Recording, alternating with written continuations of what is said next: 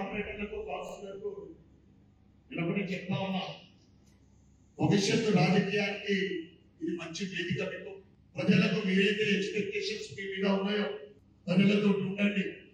రోజు కూడా డివిజన్లలో మీరు ప్రజలతో మమేకమై అభివృద్ధి గురించి మీరు ఆలోచించండి.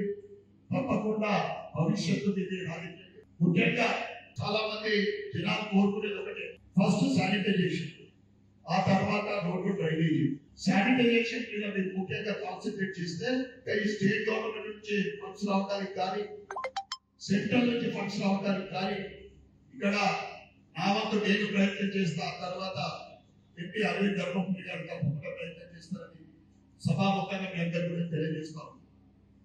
కనుక మీరందరూ ఇచ్చిననే ఇది కాకుండా ప్రజలకు సేవ చేయండి, ప్రజలతో మమేకమై ఉండండి.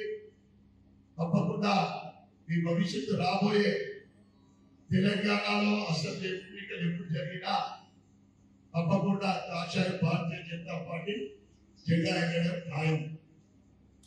మీ అందరికీ కూడా ఒక మంచి గుర్తింపు ఉంటుంది. ఎందుకంటే మీ టర్మ్ కన్నా ముందే అసెంబ్లీ ఎలక్షన్లు వస్తాయి, పార్లమెంట్ ఎలక్షన్లు కూడా వస్తాయి. అందుకే నేను చెప్తా ఉన్నా, మీరందరూ కూడా సేవా దృక్పథంతో ప్రజలకు సేవ చేయాలని మీ అందరికీ తెలియజేస్తూ మరొకసారి మీ అందరికీ తెలిసిన వాళ్ళందరికీ శుభాకాంక్షలు, శుభాభినందనలు.